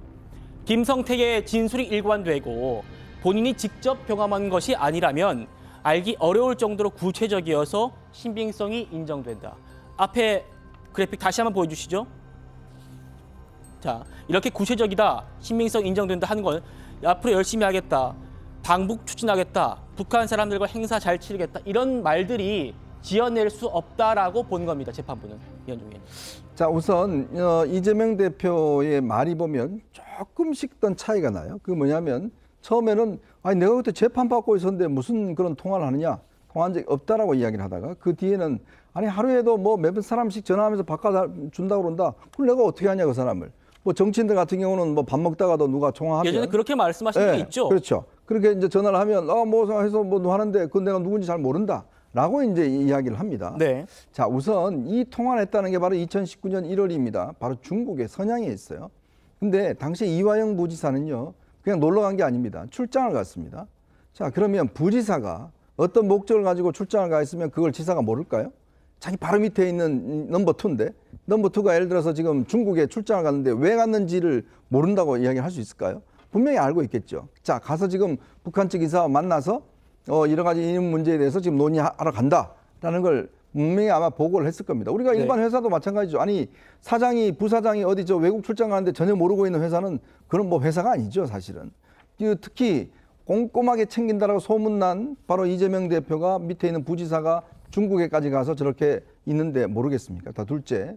지금 이제 재판 중이었기 때문에 통화를 못했다고 이야기를 하는데 지금 저 사례가 보면 만찬 자리입니다. 네. 제가 말씀드렸잖아요. 중국과 우리가 시차가 1시간 있다고요. 네. 그러면 재판을 심야하는 거 아니지 않습니까? 재판 다 오후에 끝나지 않습니까? 끝나고 난 다음에 지금 저 만찬 자리예요. 저 만찬 자리에서 이제 통화를 해서 바꿔줬다는 거거든요. 충분히 통화할 수 있는 시간이 있습니다. 자, 그리고 이제 지금 김성태의 진술, 이 자리가 중요한 이유가 뭐냐면 바로 스마트팜 관련돼서 그거를 쌍방울이 대납해주겠다라는 걸 결정한 자리입니다. 그러니까 굉장히 이재명 대표에겐 중요한 그런 자리였다고 저는 보여집니다. 그래서 통화를 한 거예요. 그리고 바로 6개월 뒤에 또 두 번째 통화를 합니다. 이 두 번째 통화는 결국 이제 이재명 대표 70만 불이 북한에 넘어갑니다. 그게 뭐냐? 바로 이재명 대표의 방북 비용이 넘어가는 겁니다. 그 자리에서 김성태 회장이 통화를 하면서 저도 같이 가겠습니다라는 이야기를 한다는 거예요. 왜냐? 본인이 일단 했고 본인이 이제 사업을 전개해야 되니까 아까 말씀하셨잖아요. 뭐 주가 조작도 하려면 기본적으로 북한에 가야 될 거 아니겠습니까? 그러면 누가 가는 게 좋겠어요? 사진에 찍히면 자 이재명, 김성태 또 쌍방울이 같이 갔다 그러면 딱 그 사진 나가면 신문에 딱 나오면 이 기업이 진짜 하네? 라고 해서 주가가 막 올라갈 거 아니겠습니까? 네. 그런 효과를 노린 거죠. 그래서 내가 투자했으니까 나도 간다라는 것의 어떤 통화. 그러니까 이 두 번의 통화가 그냥 술 먹다가 그냥 뭐 통화하고 싶어서 한 게 아니라 굉장히 중요한 시점에 이루어진 통화다는 게 아마 판사는 신빙성이 더한 것 같습니다. 알겠습니다. 이재명 대표 변호를 맡았던 민주당 박균택 변호사 이제 의원이 됐습니다. 이렇게 말했습니다. 정치인들은 술자리 동석자들의 요청으로 모르는 사람 전화 받는 일이 허다하다. 이재명 대표는 통화 내용은 물론이고 김성태와 통화 사실 자체도 모른다. 자, 이렇게 얘기를 하면서요. 김성태와 이재명 대표가 전화 한 번 못하는 사이라는 것에 초점을 맞춰야 한다. 밥 한 끼 안 먹은 것은 물론이고 전화도 직접 안 해본 사이인데 어떻게 100억을 쓸 수 있느냐. 이렇게 지금 부인을 하고 있습니다. 조기현 부위원장님. 그 변호인을 통해서 나오는 뭐 말의 뉘앙스라든가 또 보도된 여러 가지 내용을 가지고 이재명 대표가 관련 통화 여부에 대해서 좀 다른 이 소명을 한 것 같이 말씀하시는데 전혀 그렇지 않고요. 일관되게 부인하고 있습니다. 반면에 김성태의 진술은 물증으로서 통화 기록이 제시된 것 같지는 않습니다. 진술이 구체적이고 믿을 만하다. 경험하지 않았으면 할 수 없는 얘기다. 이게 재판부의 이 증거 인정의 판결이라고 하면 결국에 관련해서 그 당시의 상황이라든가 누가 있었고 어떤 얘기를 하다가 어느 시점에 이 통화를 했다 이런 얘기일 겁니다. 그런데 보도되고 있는 내용을 보면 그 내용이 별게 없어요. 그냥 뭐 잘하겠다, 고맙다 뭐 이런 정도의 인사치레를 했다는 건데 이제 그 정도의 얘기가 어떻게 앞뒤의 어떤 배경 관련해서 스마트팜 사업비 또 방북의 대가 1월, 7월에 그것을 결정하는 주요 시점에 딱 그 통화가 이루어졌기 때문에 딱 맞춰진다는 거 아니에요. 이걸 사실로 보면 1월에 있었고 그때 스마트팜 사업비 대납 결정이 있었다. 7월부터 그 이후에 방북 대가금이 북한으로 전달되는 시점이다. 이렇게 보지만 만약에 이 통화가 이재명 대표의 말대로 그런 통화가 없었다고 한다면 그 말이 잘 짜여진 각본처럼 그 시점에 배치된 겁니다. 물론 그 시기에 이화영 지사가 김성태 회장과 같은 자리에 있었고 중요한 남북 교류 행사가 있었긴 하지만 이게 쌍방울이 자체적으로 추진하고 있는 대북 협력 사업의 일환이었고 그 자리에 이화영 지사가 평화부지사로서 여러 가지 그 경기도 협력과 관련해서 같이 동석한 정도에 그친다고 하면 이 통화 내용이 있었다는 것을 김성태의 진술만으로 그것이 이재명 대표의 방북 대가금으로 북에 돈을 전달한 어떤 증거다 이렇게 단정하기는 어렵고요. 다시 동기로 돌아가서 보면 지금까지 한 여러 얘기들 중에 결국에 김성태 회장은 이재명이 나중에 잘 되면 믿었다 이런 거 아닙니까? 그런데 모르겠습니다. 오늘 검찰이 공소장에는 이 제3자 뇌물죄와 관련해서 부정한 청탁의 문제를 어떻게 범죄 사실로 기재할지 모르겠지만 만약 그 내용이 2022년 대선에서 이재명 대표가 대선 후보가 되고 대통령이 될 것에 대해서 김성태 회장이 나름 기업인의 어떤 감을 가지고 배팅을 했다. 이런 정도의 부정한 청탁으로 이 법리를 구성했다고 하면 저는 인정되기 어렵다고 보거든요. 특히 아마 그래서 검찰은 대북 사업, 경기도의 대북 사업과 관련해서 김성태가 어떤 이 이익을 기대하고 800만 불을 전달했다. 이렇게 공소장에 기재된 것 같은데 근데 다시 보면 경기도가 대북 사업 관련해서 김성태가 당시 북한과 MOU를 한다거나 뭐 협약식을 할 때 했던 히토류 사업의 규모라든가 백두산 관광 이런 거 경기도가 결정할 수 있는 사업이 아니지 않습니까? 그러면 3년 후에 있는 대선, 당시만 해도 특히 2019년 9월에는 당선 무효용이 선고된 시점이었고 그 당시에 민주당 후보의 차기 대선 후보 지지율에서는 이낙연 후보가 압도적으로 앞서가고 있는 시점입니다. 여러 가지 상황을 볼 때 이재명 대표에게 차기 대권 대통령이 될 거라는 걸 보고 그렇게 위험하죠. 불법이라는 걸 내부적으로 검토가 됐을 겁니다. 그렇게 리스크를 안고 배팅을 조금만 말씀 줄여주십시오. 그 동기. 이재명이 대선 행보를 위해서 김성태를 이용했다는 동기가 인정돼서 유죄가 됐다면 김성태는 과연 그 동기로서 향후에 이재명이 대통령이 될 동기를 가지고 거기에 배팅을 했다. 이게 또 인정되지 않을 수도 있다고 봅니다. 그러니까 말씀 제가 자꾸 다 들었습니다, 거의. 결론은 그 이화영, 그러니까 김성태의 진술을 믿지 못하겠다. 이게 지금 민주당의 입장이고요. 근데 판결문에는 지금 재판부가 김성태 진술의 신빙성 인정된다라고 했기 때문에 그 후속 차원에서 민주당이 지금 판사도 못 믿겠다라고 하는 것 같아요. 옆에서 이제 신정윤 의원님께서 네. 고개를 절레절레 젓고 계셨는데 뭐 설명을 좀 하신다면요? 그러니까 제가 경험한 이재명 지사는요. 본인과 친분이 있고 확실한 믿음의 관계가 있으면은 전화를 받지 않더라도 바로 콜백을 합니다. 하지만 이제 본인에게 불리하거나 본인의 어떤 약점을 알고 있는 사람과의 어떤 텔레그램 소통하는 방이 있으면 곧바로 한마디 하고 바로바로 다 방을 삭제시키는 분이에요. 제가 바로 그 경험을 했던 사람인데 제가 도정 질의의 과정에서 이재명 지사에게 좀 불리할 수 있는 내용들에 대해서 이런 부분들을 바로 고쳐야지 우리 경기도가 좋아질 수 있습니다라는 내용으로 계속 텔레를 보내드렸을 때 얼마 지나지 않아서 전체 삭제를 아예 해버리시는 걸 제가 경험하면서 네. 전화도 수차례 했지만 받지 않으세요.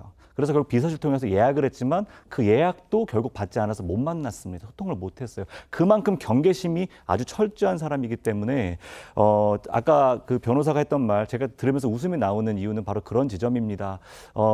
옆에 있는 사람이 아무나 바꿔달라 그래서 바꿔줘서 받을 수 있는 그런 타입의 정치인이 아니라는 말씀을 꼭 드리고 싶고요. 저는 이제 요 판결이 나자마자 제일 먼저 떠올랐던 게 이제부터 이재명의 민주당은 이 말부터 하겠구나. 이제 사법부도 우리가 민주화시켜야 된다. 이걸 분명히 부르짖겠구나. 근데 얼마 지나지 않아서 법 왜곡죄라는 걸 바로 하겠다라는 외침을 했어요. 그리고 또 제가 지금 머릿속에 딱 떠오르는 시나리오는 이런 겁니다. 이화영 전 부지사가 사실 그 당시에 경기도지사의 꿈이 있었기 때문에 대선 후보로서 이재명을 당선시키고 이 다음에 경기도 지사가 되기 위해서 이 엄청난 모험을 감행한 거다. 이재명 모르게 아마 이 시나리오가 등장할 거라고 전 예측이 돼요. 네. 왜? 이 모든 것에서 무죄여야만 하는 분이 딱 한 분이 계시거든요. 그게 바로 이재명 이 민주당 대표이기 때문입니다. 이 하나를 위해서 민주당, 대한민국의 민주주의를 지켜왔다라는 이 민주당이 사법부마저도 그 중요한 그 권력의 분립을 꼭 지켜야 되는 사법부마저도 왜곡죄라는 이름으로 또 관여하고 영향력을 미치려 하고 또 이러한 어떤 입법부의 독재라는 어떤 비판을 받아가면서까지도 190석 가까운 어떤 의원 수로 밀어붙이는 정치, 민주주의를 무너뜨리고 망가뜨리는 정치를 감행한다라는 거, 그것이 오직 이재명 한 사람 때문이라는 것이 저는 민주당 소속이었던 정치인의 입장에서 너무나 좀 마음이 아픕니다. 알겠습니다. 이번 키워드 통화, 신빙성. 그러니까 이화영 전 부지사가 9년 넘는 중형을 선고받고 이게 또 이재명 대표의 기소로까지 연결된 건 지금 민주당은 강하게 부인하고 있습니다만 김성태 전 회장의 진술을 재판부가 인정한 게 큰 영향을 미치는 게 사실이죠. 김 전 회장이 이렇게 좀 마음을 굳힌 데에는 이재명 대표가 이렇게 말했기 때문이라고 전해지고 있습니다. 들어보시죠. 쌍방울과 이재명은 대체 무슨 관계입니까? 나도 모르겠어. 뭘 알아야 내가 인연이라면 이거 내이 사입은 거. 도대체 저는 김성태라는 분 얼굴도 본 일이 없거든요. 그 사람 잡아가든지. 정말 황당무계해요. 내복 사입 문제. 정영진 변호사님. 네네. 제가 이 사건 처음부터 제가 취재를 했었거든요. 법조기자 때. 그런데 박찬대 원내대표가 이화영 씨 측을 만나서 이제 회유 의혹을 있을 때 뭐라고 했었냐면 이화영 씨 부인의 얼굴도 모른다. 이렇게 얘기했는데 뒤에 통화한 내용이 밝혀졌단 말입니다. 네네. 이재명 대표도 김성태라는 분의 얼굴도 본 적이 없다. 이렇게 얘기했는데 통화는 한 거 아니냐. 이런 얘기가 지금 나오는 겁니다. 그래서. 김성태 회장 입장에서는요, 굉장히 모욕감을 느꼈을 겁니다. 왜냐하면 이 스마트팜 비용 관련해가지고 김성태 회장이 이 500만 불을 부담할 생각이 없었던 걸로 전 생각이 돼요. 왜냐하면 이 500만 불 부담해 달라고 이화영 부지사가 요청했던 게, 부탁했던 게 언제냐면 2018년 11월이었거든요. 그때 내가 흔쾌히 형님 위해서, 내가 이재명 지사 위해서, 경기도 위해서 부담하겠습니다라고 김성태 회장이 이야기하지 않았어요. 언제 500만 불을 부담하겠다라고 했는가? 그 다음 달, 한 달 동안 고민한 다음에 단둥에 가가지고 그때 안부수 만나고 그 다음에 리오남한테 설득당해가지고 그래가지고 그 500만 불이라고 한 큰 돈을 스마트팜 비용으로 대납한 거 아니겠습니까? 그리고 난 다음에 거기에다가 추가적으로 이제 제 생각에는 김성태 회장이 이렇게 스마트팜 비용 500만 불 정도 줬으면 북한에서 감사하다 그러면서 이재명 지사 초청해 달라고 하는 그 공문에 즉각적인 반응을 했을 거라고 김성태 회장은 기대했을 텐데 막상 마닐라 가가지고 북한 사람들 만나니까 리오남이 500만 불은 500만 불이고 추가로 또 500만 불 내야 된다 이렇게 이야기하지 않았습니까? 예. 그러니까 그거 깎아가지고 300만 불을 깎았는데 그 사이에 그 김성태 회장의 말에 의하면은 이재명 지사가 어떻게 했습니까? 2019년 1월에 고맙다고 이야기를 했고 2019년 7월에도 같이 그 북한 갑시다 이런 이야기 했다는 거 아니었겠습니까? 그리고 난 다음에 여기서 한 발만 더 나아가면 2020년이 돼요. 2020년 3월에 어떤 일이 있었냐면은 이재명 대표가 모친상을 당합니다. 네. 그런데 그때 김성태 회장이 굉장히 가고 싶었을 텐데 안 가요. 왜 안 가느냐? 직접 가면 이재명 지사에게 누가 될까 봐. 그래서 누굴 보냅니까? 방용철 부회장을 갖다 보내는 겁니다. 그렇죠. 이렇게까지 김성태 회장은 이재명 대표를 위해서 이재명 경기도 지사를 위해서 물심양면으로 돈도 그렇게 많이 쓰고 마음까지 이렇게 썼는데 그런 사람 보고 무슨 매입하는 사람 조폭 이렇게 이야기를 하니까 저 같아도 화가 나가지고 어쨌든지 간에 저 같아도 마음이 바뀌지 않았을까 저는 그런 생각이 들고요. 예. 이것과 똑같은 케이스가 저는 유동규 케이스라고 생각이 됩니다. 예, 알겠습니다. 저희가 이화영 씨의 판결문 아주 깊이 있게 분석을 했습니다. 이게 이재명 대표에게 어떻게 영향을 미칠지요. 민주당 반응 한번 살펴보겠습니다.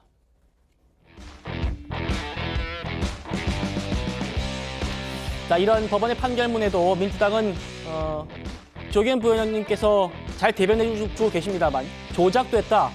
판결문이 조작됐다. 판사도 편향적이고 검사도 소설 쓰고 있고 다 못 믿겠다. 이런 겁니다. 그러면서 사건의 핵심 증인인 안부수 아태협 회장이 법정에서 허위 진술했다는 그 한 인터넷 매체의 의혹 보도를 근거로 삼았습니다. 오늘 오전 최고의 모습 보시죠.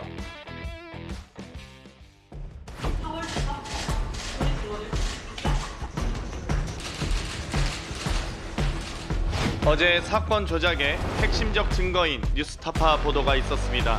오직 정적 제거를 위해 사건 조작, 진술 회유 등을 버젓이 저지른 것으로 보입니다. 만약 이 모든 걸 알고도 재판부가 이렇게 판결한 것이라면 김성태의 쌍방울, 검찰에 이어 재판부까지 오염된 사법 역사상 가장 충격적인 판결이 될 것입니다. 조작과 매수, 회유 등 한 점의 의혹 없는 진실을 위해 쌍방울 사건 조작 특검법도 반드시 통과시키겠습니다. 자, 갑자기 안부수 회장 얘기를 왜 꺼냈는지는 아까 조기현 부위원님께서 말씀을 주셨어요.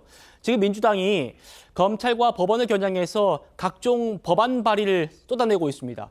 22대 국회에 출범한 지 얼마 안 됐는데 지금 민주당이 내놓는 법안들 이런 것들입니다. 표적수사금지법, 표적수사로 의심되면 영장 기각하겠다. 이건태 의원, 이재명 대표의 변호인 출신이죠. 법 왜곡죄, 판검사가 법 왜곡하면 처벌한다. 검사 기피 신청법, 피고인이 검사를 교체해달라고 요구할 수 있다. 그리고 구속된 수용자 소환조사 금지법, 검사가 구치소에 출석해서 조사를 하도록 해야 한다. 이런 것들을 지금 민주당이 22대 국회 초반부터 발의를 하고 있습니다. 이현정 의원님. 네. 자, 우선요. 이 문제를 저렇게 민주당 최고위원회에서 논의할 이슈인가요? 자, 그 문제를 원칙적으로 제가 제기를 하겠습니다. 뭐냐면 이 문제는 이재명 대표가 대표되기 전에 경기도지사 시절에 있었던 문제입니다. 자, 근데 문제는 이런 이야기가 이거 어떤 면에서 보면 정말 원칙적으로 개인적으로 이거는 대응을 해야 돼요. 개인의 변호사를 둔다든지 해서 대응해야 될 문제인데 이거를 그냥 당의 완전히 최고위원회의 모든 지금 행동에 다 이걸로 지금 점철되고 있습니다. 네. 왜 그런가요? 왜 이게 지금 이재명 대표 과거 일인데 왜 지금 이 문제를 민주당이 지금 이거를 전 당원해서 대응을 한다? 특히 우리나라의 정당은요, 공당입니다. 정부로부터 많은 돈을 지원받고 있는 그런 공당이에요. 자, 그런 공당에서 어떤 정말 중요한 최고위원 회의에서 이런 이야기를 계속 다룬다는 거 함께 또 이제 민주당의 마음에 들지 않으면 이제 검사도 뭐 조작이고 이제 또 판사도 조작이고 이렇게 이야기를 하고 있습니다. 자, 그래서 본인들의 입법권까지 이제 활용을 해서 아예 이제 판사를 그냥 뭐 선출제로 하자. 그다음에 판사에 대한 이 판사 증언법 이거 통과 안 시켜주겠다. 뭐 등등 온갖 지금 이걸 하지 않습니까? 어떤 민주주의가 무너지는 신호는 몇 가지가 있습니다. 첫째, 선거를 믿지 않는 거. 네. 아, 선거 부정이다. 그러면 이게 민주주의가 무너집니다. 예. 둘째, 사법부를 믿지 않는 겁니다. 예. 즉 사법부 당신은 다 거짓말이야. 이렇게 믿지 않는 건 나타나고 있습니다. 자, 지난번 유창훈 부장판사가 영장 기각할 때는 정말 대단한 판사다. 정말 희대의 어떤 판사다라고 이야기를 하더니 예. 이번에 이렇게 중형을 내리니까 아니 이거는 뭐 완전히 조작이다라고 이야기를 하고 있어요. 도대체 민주당의 기준은 뭔가요? 본인들한테 유리한 판결하면 정말 최고인 판사이고 그렇지 않으면 나쁜 판사이고 저런 판사는 탄핵도 해야 되고 해야 된다. 지금 이 사건은 아마 이제 기소가 되면 아마 신진우 부장판사가 또 맡을 겁니다. 아마 이 부분에 대해서 민주당이 끊임없이 어떤 증거를 인정하지 않고 재판부 기피 신청하고 아마 지난번 이화영 부지사가 했던 그걸 하면서 재판을 계속 끌고 갈 겁니다. 네. 과연 이게 정말 공당이 민주당이 이렇게 집중적으로 투자를 해서 될 문제인지 이재명 대표가 본인의 개인적인 문제를 개인적으로 해야 될 문제인지 저는 정말 이런 좀 참담한 상황이라고 생각이 듭니다. 알겠습니다. 국민의힘 반응도 바로 보시죠. 제정신, 마약 같은 표현을 쓰면서 민주당을 강하게 비판했습니다. 최근 민주당이 제출한 입법을 보면 지금 민주당은 제정신이 아닌 것 같습니다. 의회, 독재, 독주의 마약을 맞은 것 같습니다. 여의도 대통령 이재명 방탄에만 정신이 팔려 조기현 부위원장님께 반론 기회 한번 드리고 이번 주제 넘어가도록 하겠습니다. 지난 윤석열 정부 2년 동안 한번 상황을 보십시오. 검찰은 계속 이재명 대표의 수사를 집중했고요. 이 검찰은 계속해서 또 수사 상황을 브리핑했습니다. 그때마다 또 국민의힘은 이재명 대표를 계속 공격했고요. 한동훈 법무부 장관은 이 영장에 대한 그 발제를 할 때 피의 사실에 대한 내용을 밝히기도 했고 상임위에 출석해서는 계속적으로 공격적인 표현을 했습니다. 그게 과거 법무부 장관은 수사 상황에 대해서 그렇게 자세히 특히 야당 대표에 대한 수사 관련해서 그렇게 언급하지는 않거든요. 그러니까 2년 내내 이런 상황이 반복됐습니다. 이재명 대표에 관련된 사건들이 대표 이전에 있었던 사건이긴 맞지만 야당 대표를 겨냥한 수사인 게 분명했기 때문이고요. 지금 제기하고 있는 법안들 단순히 이재명 대표를 방탄하는 법안이다. 그렇지 않습니다. 그렇지 않다. 대표적으로요. 법 왜곡죄 같은 경우에 이거 지난 언제죠? 이 양승태 대법관 사법농단 사건 때 그때 이미 야당에서 법 발의가 있었고요. 그때 많은 언론들도 사법부의 이런 사법농단에 대한 비판하면서 필요하다는 의견이 나왔던 법안입니다. 다만 이게 이제 우리 법제에 맞느냐 이런 문제제기 때문에 논의가 중단되었다가 이 기회에 다시 나온 거죠. 물론 이게 이재명 대표의 이 판결을 한 판사를 겨냥한 법이냐 그렇게 보지는 않습니다. 왜냐하면 전체적으로 판사가 또 뭐 법을 다루는 검사가 법을 왜곡해서 적용해서 일반 당사자에게 유불리한 어떤 결정을 유도했거나 하는 경우에 처벌하는 조항은 똑같이 법 왜곡죄 같은 경우는 독일 형법에도 있고요. 유럽 법제에 들어와 있는 겁니다. 이게 판사를 겨냥해서 판사의 판결이나 사법권 독립을 제한하기 위한 것이 아니라 사법부 통제를 효과적이 한 최소한의 입법적 조치라는 거고요. 이게 그래서 이재명 방탄을 위한 법안이다 이렇게 보지는 않습니다. 예, 알겠습니다. 민주당은 지금 보셨던 방금 22대 국회 출범 이후에 민주당이 쏟아내고 있는 이 법안들이 이재명 대표를 방탄하기 위한 법이 아니다라고 보고 있습니다. 지금 이 방송을 보시는 시청자분들께서 판단을 해주실 거라고 생각합니다. 저희는 다음 주제로 넘어가겠습니다.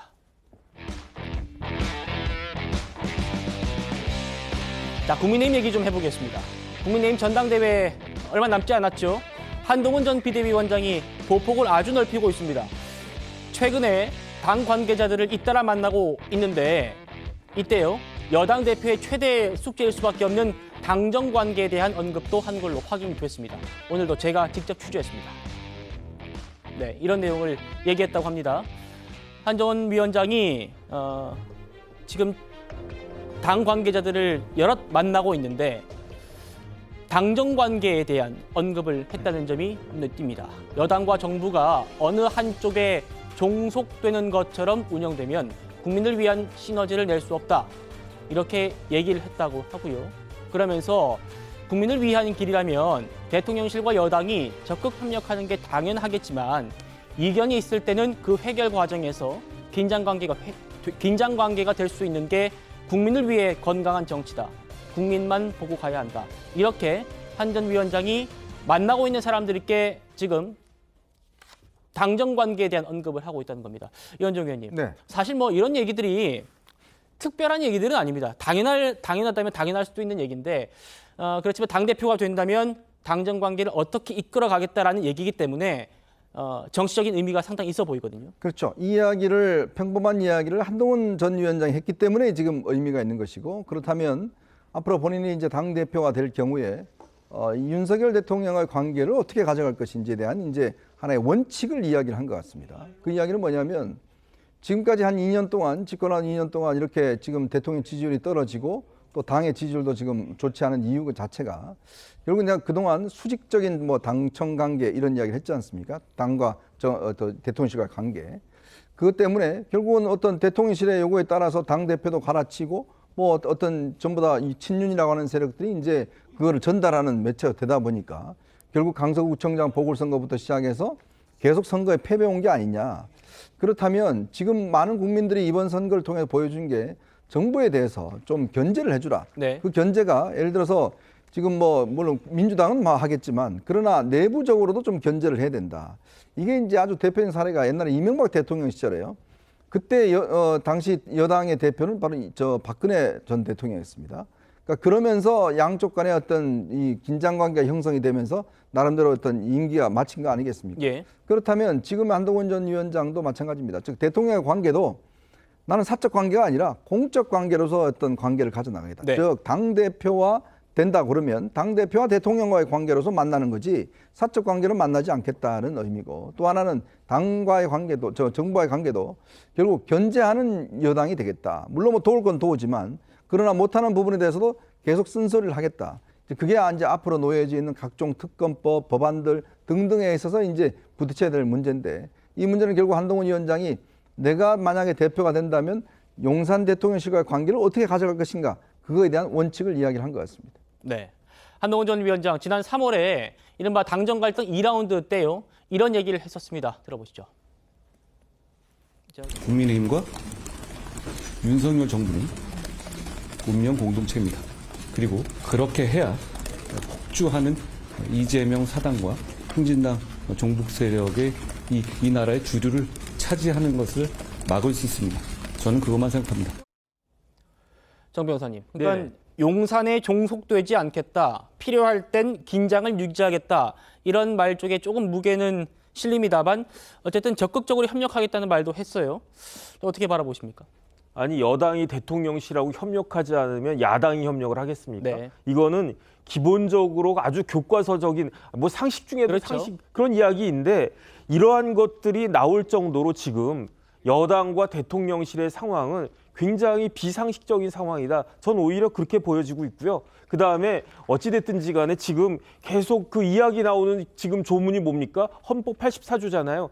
헌법 84조가 이렇게 문제가 되고 있다는 것 자체가 우리나라 상황 자체도 굉장히 비상식적인 상황이 아닌가. 그런데 이 상황을 타개할 그 가장 중요한 사람들이 누구겠습니까? 제가 봤을 때 1번은 대통령이고요. 2번은 여당 대표 아니겠습니까? 그다음 뭐 3번 뭐 국무총리나 그런 사람들일 거고. 그러니까 제가 봤을 때는 대통령실과 정부 여당은 협력해가지고 막강한 그 야당 거기에다가 야당이 그나마 이제 좀 정상적이고 그다음에 합리적인 그러한 그 입법 활동을 하면 모르겠는데 정반대로 활동하지 않겠습니까? 그리고 폭주하는 그런 기관차 같은 그런 야당을 제어하기 위해서라도 한동훈 비대위원장이 만약에 여당 대표가 된다라고 하면 대통령실과의 관계는 반드시 복원돼야 된다. 저는 그렇게 생각이 됩니다. 예, 신정현 의원님. 이런 얘기가 있습니다. 지금 한동훈 전 위원장이 최근에 이재명 대표 사법 리스크를 앞장서서 지금 공격을 하고 있고요. 사흘 연속으로 공격했었고 또 헌법 84조 논란, 정 변호사님 말씀하신 것처럼 헌법 84조 논란을 본인이 이끌면서 지금 나서고 있는데 이게 윤석열 대통령을 보호할 그런 논리를 구축하고 있는 거 아니냐. 그러니까 지금은 사이가 썩 좋지는 않지만 이재명 대표의 사법 리스크를 계기로 대통령실과 좀 보조를 맞춰가려는 그런 시도 아닌가라는 얘기가 있는데 밖에서 보시기엔 좀 어떻습니까? 제가 봤을 때는 이제 먼저 윤석열 대통령과의 관계 이전에 좀 이걸 짚고 넘어가고 싶은 게 재미난 효과가 있습니다. 코끼리는 생각하지 마라는 아주 중요한 또 우리 격언이 있습니다. 그 속에서 나오는 이야기들이 바로 이런 거예요. 이재명 대표가 대통령이 되었을 때 본인의 사법 리스크를 막을 수 있는 가장 강력한 방탄을 입게 될 것이다라는 것에 대한 국민들에게 자각을 심겨주는 것이고요. 그 이후에 어떤 일이 벌어질 건지 국민들에게 알려주는 것이죠. 가령 사면권이라는 걸 가지고서 지금 감옥에서 현재 버티고 있는 본인의 측근이라고 하는 사람들에게 사면권을 행사할 수도 있는 것입니다. 그랬을 때 이 우리 사회가 정의라고 할 수 있는 것이 한순간에 다 무너질 수 있는 것이 아니냐라는 것으로 계속해서 이거를 생각을 끌어오는 아마 그거에 목적을 두고 지금의 한동훈 전 대표가 위원장이 이걸 던진 것이 아닌가라는 생각이 들고요. 다만 저는 보호하려는 것이 아니라 여기에 전제로 깔려 있는 게 윤석열 정부가 5년을 임기를 채우지 못한 채 혹은 4년 그 전에 임기가 끝나버려서 먼저 대통령 선거가 치러졌을 때 상황을 전제로 해가지고 이 이야기를 흘린 것이 아니냐 저는 또 그런 생각도 들었습니다. 그 가장 큰 이유가 이런 거죠. 이제 이재명 대표가 사법 리스크로 인해서 5년을 임기 5년 동안에 감옥을 갈 수도 있는 상황이 벌어졌을 때 더 일찍 탄핵 혹은 뭐 다양한 방법의 어떤 하야되는 상황들을 전제로 했었을 때 윤석열 대통령도 위험하다. 그렇기 때문에 내가 대체자다라는 것을 돌려서 말하는 것이 아닌가 저는 또 그렇게 해석이 되더라고요. 그렇군요. 그렇게도 해석할 수 있겠네요.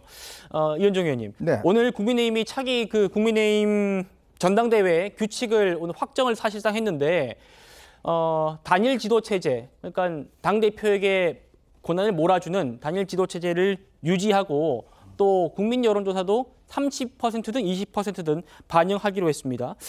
이게 모든 상황들이 지금 어쨌든 뭐 한동훈을 좀 출마시키는 쪽으로 흘러가는 것 아니냐 이런 해석이 나오는데 어떻게 좀 분석하시나요? 자, 우선 지난 4월 10일 총선 끝나고 난 다음에 거의 2달이 흘러갔습니다. 그 과정에서 국민의힘 하면 기억나는 게 백서 논란과 하이브리드, 뭐 국본 뭐 이런 이야기밖에 기억이 나지 않습니다. 자, 이렇게 돌고 돌아서 이렇게 결론 내릴 것은 이렇게 오래 걸렸을까라는 생각이 들어요. 그러게요. 왜냐하면 뭐 정말 처음 듣도 보도 못한 하이브리드 이 지도 체제, 거기다 국본 이야기까지 나왔습니다. 자, 이런 것이 지금 국민의힘의 현실인 것 같습니다. 즉 내부의 어떤 논의 자체가 정말 긴박하고 또 긴장감 있게 진행되지 못하고 또 지금 이제 국회 상황도 보면 제대로 대응을 하고 있지 못하는 그런 측면이 있는 거 아니겠습니까? 어쨌건 이런 총체적인 위기 상황을 극복하는 건 이제 전당대회밖에 없는데 과연 그 전당대회에서 어떤 이런 모든 문제 해결할 수 있는 그런 것들이 좀 모아질지 이제 그게 제일 관심이고 결국 이제 이렇게 된 이상 아마 이제 다음 주부터는 후보들이 속속 나오리라 생각이 듭니다. 네. 아마 한동훈 전 위원장도 이제 여러 가지 심사숙고를 하고 있는 것 같은데 다음 주가 되면 아마 이제 거친 문제에 대한 입장을 좀 표명하지 않을까라는 생각이 드는데 어쨌건 좀 이런 웰빙 정당 아무런 일이 벌어지지 않는 그런 듯한 정당 이런 거는 좀 탈피해야 되지 않나 싶습니다. 알겠습니다. 뭐 2인 지도부, 뭐 하이브리드 지도부 뭐 이렇게 나오면서 한동훈을 견제하려고 하는 거 아니냐 이런 얘기들이 있었는데 모두 폐기가 됐고요. 이제 다음 주 정도면 한동훈의 등판 여부도 결정될 것 같습니다. 알겠습니다. 놓치면 아까운 이 뉴스 이 사람으로 넘어가겠습니다. 네, 박세리 선수입니다. 효도의 스케일이라고 저희가 제목 달아봤는데요. 박세리 씨가 부친과의 사문서 위조 혐의로 법적 갈등을 겪고 있다는 소식 저희가 어제 전해드렸었습니다. 정혁진 변호사님. 그러니까 네네. 이번 고소 관련해서 박세리 씨의 아버지의 해명이 나왔었습니다. 같이 한번 보시면요. 박세리가 있어야지만 뭐 골프 학교 설립을 허락해주지 않겠냐고 뭐 권유했다. 아버지인 내가 나서서 이런 생각을 했던 거다. 뭐 이렇게 얘기를 했는데 좀 뭐 시원하게 해명이 되는 것 같지 않습니다. 저거는 해명이 아니죠. 왜냐하면 지금 혐의가 뭐냐면 사문서를 위조하고 그 위조된 사문서를 행사했다는 거 아니겠습니까? 해명이 되려고 하면 내가 사문서 위조한 거 아니다. 내가 박세리한테 다 허락을 받고 양해를 구하고 한 것이다. 그런 다음에 이제 그 문서로 뭐 이런저런 뭐 학교를 유치한다든지 그런 일을 하려고 했다. 이렇게 돼야 그게 해명이 되는데 그런 내용은 전혀 없잖아요. 그렇게 따지면은 박준철 씨가 그 박세리 씨 모르게 그 재단 모르게 그 문서를 위조한 건 사실인 것 같고요. 그다음에 거기에 그 문서를 가지고 또 뭔가를 도모하려고 했던 것도 사실인 것 같다. 그런데 이게 아무리 부녀지간이긴 하지만은 이런 부분들도 법적으로는 문제가 될 수 있을 것이다. 저는 처벌받을 가능성이 굉장히 높아졌다. 오히려 저 해명 아닌 해명을 보고 그런 결론을 얻었습니다. 예, 알겠습니다. 박세리 씨의 부친은요. 박세리 씨가 한국 여자 골프의 전설이 되는데 아주 큰 역할을 하시는 걸로 알려지고 있죠. 그래서 많은 안타까움을 사고 있는데요. 많은 분들이 과거에 박세리 선수의 그 은퇴식에서 이 장면을 기억하실 겁니다. 만나보시죠.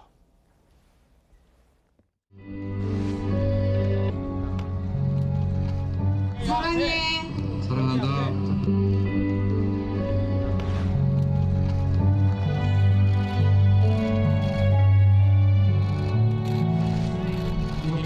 불편한 분들이 있지 않았다면 이 자리에 박세리 프로가 없었을 수도 있을 것 같습니다. 아버님이 고생 많이 하셨습니다. 굉장히 감동적인 모습이었던 걸로 기억하는데 골프 선수 시절에 그 스폰서 계약금을 모두 부모님께 드렸다. 뭐 이런 얘기도 있었죠. 선수 생활 끝나고도 박세리 씨의 그 남다른 효도 스케일이 다시 재조명되고 있습니다. 과거에 거기에 대한 입장을 밝힌 적이 있다고 합니다. 들어보시죠. 고생은 좀 많이 하셨어요. 아무래도 이제 운동선수가 집안에 있다 보면 가족 모두가 운동선수예요. 모든 일상 자체가 긴장감 속에서 하루하루를 사셨고 살았고 또 대회하는 날은 잠도 못 주무실 정도로 많이 그렇게 고생을 많이 하셔서 부모님하고 가족한테 가장 많이 플렉스라면 플렉스라고 할 수 있죠. 근데 솔직히 그건 가족한테 한 거라 플렉스라기보다는 뭐 당연한 거다. 네. 박세리 씨의 효도가 재조명되고 있다. 그러니까 아버지한테 한 9억 상당의 고급 시계도 드리고 또 5캐럿 상당의 다이아몬드도 또 어머님께 드리고 700평대 대지 8억 원을 또 가족을 위해서 샀다. 뭐 이런 얘기가 있는데 자신을 위해서 희생한 그런 가족들한테 애정이 남다른 만큼 이번 또 아버지와의 또 법적 분쟁이 또 박세리 씨한테 어떤 느낌일지는 대충은 좀 알 것 같습니다. 알겠습니다. 지켜보도록 하고요. 다음 이 사람입니다. 정나 그만. 방글라데시의 한 유튜브 채널에 북한을 소재로 한 동영상이 올라온 게 굉장히 화제라고 합니다. 최근에 북한이 오물풍선을 계속 날리고 있죠. 여기에 한 누리꾼이 동영상 제작을 이분들께 신청한 거라고 합니다. 영상으로 만나보시죠. 정훈아 오물풍선 그만 날려. 정훈아 오물풍선 그만 날려. 정훈아 오물풍선 그만 날려. 정훈아 오물풍선 그만 날려. 이현정 위원님. 네. 자, 이게 굉장히 화제랍니다. 오늘 오전 8시 기준으로 44만 회 조회수를 넘었고 댓글도 1,200개 이상 달렸고요. 근데 저게 이제 우리 누리꾼이 저분들한테 신청을 하나 봐요. 저렇게 해달라고. 그러니까 저 유튜브가 아마 이제 그런 특화된 어떤 유튜버인데, 그러니까 돈을 일단 주면 입금이 되면 이제 메시지 글자당 한 2만 원부터 9만 9천 원까지 이렇게 하면 이제 저거를 이제 대신 읽어주고 이제 하는 그런 어떤 이 특화된 유튜버인 것 같아요. 그래서 이제 이 김정은 위원장의 이제 저런 오물풍선 저거는 그만 날려라는 걸 이제 하니까 이게 접속 횟수가 지금 오늘 8시 기준 아침 8시 44만이니까요. 꽤 많은 횟수를 한 것 같습니다. 그러니까. 그러면 아마 이제 유튜버로부터 또 수익을 받는 거고요. 또 여러 가지 아마 이제 본인 슈퍼챗이나 이런 것도 받을 것 같은데 아주 머리 아이디어를 잘 짠 것 같습니다. 그러게요. 여기에요. 북한 김정은을 언급한 동영상이 또 있답니다. 그것도 한번 이어서 들어보시죠. 정훈아 미사일 그만 쏴. 정훈아 미사일 그만 쏴. 정훈아 뚱뚱한데 귀여워요. 정훈아 뚱뚱한데 귀여워요. 미사일 그만 쏘아라는 말은 공감되는데 귀엽다라는 말은 어떨지 모르겠습니다. 알겠습니다. 1분 뒤에 돌아오죠. 네, 저희는 내일도 오후 5시 10분에 찾아뵙겠습니다. 여러분 고맙습니다.